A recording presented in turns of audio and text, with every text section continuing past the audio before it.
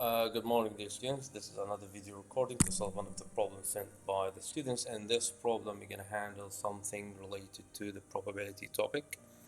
And this question is talking about some sort of a bowl that contains n pieces of fruits. So we'll try to demonstrate the concept graphically. This is a bowl that has an amount n. N is the total amount of fruits. Also saying that four of these four are oranges and the rest are apples. So when I say that orange equals 4, it means that the n minus 4, which is what is left, is going to be representing the apples. So we will say that the apples according to this algebraic expression is going to be equal to n minus 4 oranges. Okay. It said that two pieces of fruit are going to be taken at random from the bowl. So we're talking about the probability of drawing something first and then something. We don't know what is it. Right now we're talking about the probability of grabbing two pieces. So we have an event 1, piece number 1, and event 2, which is piece number 2. It said that the probability that the bowl will then contain n minus 6 apples is third. What is the meaning of that? He's trying to explain this. He's talking about apples, right? And we know from our understanding that the number of apples on the bowl is n minus 6. Okay. Yeah, sorry, it's not n minus 6, it's n minus 4, as it's referred to here. N minus 4. When I say n minus 4 is going to become n minus 6, we're talking about the idea that the two fruits that I'm going to grab, we are talking about the probability of grabbing apple at first event and having apple at second event. So we can end up by having a bowl that contains n minus 6 of apples. So now we're talking about the probability of having apple at first draw and apple at second draw. Find the n. Now this is the request, finding the total amount of fruits. Now let's describe what's happening in terms of apples here. We're not going to care about the orange that much, it's just all about how we translate what's related to the apple. The apple is gonna contain n minus 4, okay? So we said that we're trying to find what the probability of having apple at first draw and apple at second draw, and this is equal to third according to the problem. The probability of having apple here, it consists of the idea that we divide the total amount of apple, which is n minus 4, over the total amount of fruits. If you remember, n is representing the amount of fruits. So n minus 4, the amount of fruit, the amount of apples, sorry, is going to be divided over the total amount in the bowl, which is n. In the second draw now, we gonna have a different thing. Our bowl have what? Our bowl, it doesn't have an amount of n anymore. It has n minus 1 because we grabbed apple at the beginning. This is the n minus 1 representing the total amount of fruits. While the amount of apple, it's not n minus 4 anymore. At the second draw is gonna be equal to n minus 5. So the fraction here is gonna be what? When we talk about grabbing apple at second draw, it's representing the part, which is the n minus 5, divided by the total amount of fruits there, which is n minus 1.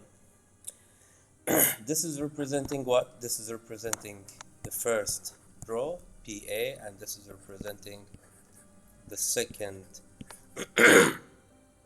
draw.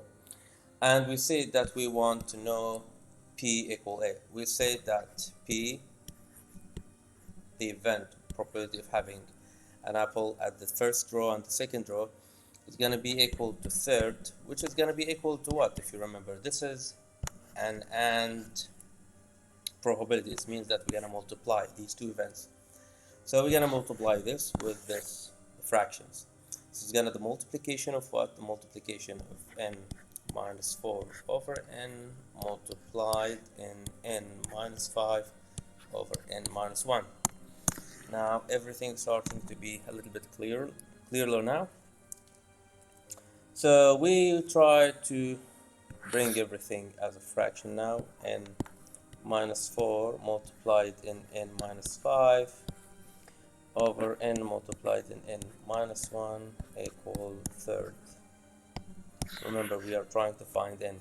Now we're gonna try to, expand from what we've learned as an algebraic expressions. We try to expand inside of the bracket. So we're gonna have n squared minus 5n minus 4n plus 20 over n squared minus n equal third. Now we're going to simplify the numerator a little bit. N squared minus 4 and minus 5 is going to be minus 9n plus 20 over n squared minus 1 equal 1 over third. Now we try to do what's called, cross multiplication. So we try to multiply this numerator with the numerator of this side with the denominator of the other side. So we're gonna have 3 multiplied in n squared minus 9 n plus 20. This is equal to what? Equal to 3. Actually, it's not 3. Equal to n squared minus n, which is going to be multiplied in 1. It means that's going to stay the same. Now we're going to try to expand the left side. The 3n squared minus 27n plus 60 equal n squared minus n. Now we try to, as you can figure out, we're trying to create a quadratic equation now. So the 3n, now the 3n square minus n square, both of them, they're gonna be equal to what? We're gonna try to collect like terms. So the 3n, we're gonna grab the n here. So it's gonna 3n square minus n square, so it's gonna be equal to 2n square. And we have minus, we're gonna bring the minus n here, it's gonna be plus n, so it's gonna be minus 27n plus n, which is gonna be minus 26n plus 60 equal what? Equal 0. Now we have a quadratic expression, as you can see in front of you, and this quadratic expression is gonna be, sorry, the bug keeps happening. So now I'm gonna try, a little bit, sometimes the application gets buggy, so don't worry about it. So now we're gonna try to create a quadratic equation, but before that we try to simplify this, because as you can see, the coefficient of these can be divided by 2, so you can have a more simplified quadratic equation. So the n2 square, we're gonna divide by 2, by the way. We're gonna divide by 2 all the terms. N square minus 13n plus 30 equals 0. Now this, what you see in front of you, is representing a quadratic equation, and here we put the n, here we put the n, and since you have two different signs here, or actually it's going to be two different signs, it means that you have a negative here in this side, and you're talking about plus. So the number that we're trying to figure, it should be a multiple of 30. So the options that we have: 1 by 30, 2 by 15, 3 by 10, and it should be equal. These two multiples, they need to result of having 13. So the only possible choice, as we can see, is this. The 10 plus 3 can lead to having 13, but the only thing that we have a plus here. So it means that the two signs, they have to be negative negative or plus plus.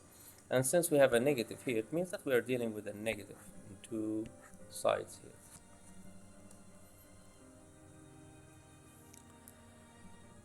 So we're gonna have 3 here, and we have 10 here, which is gonna be equal to 0.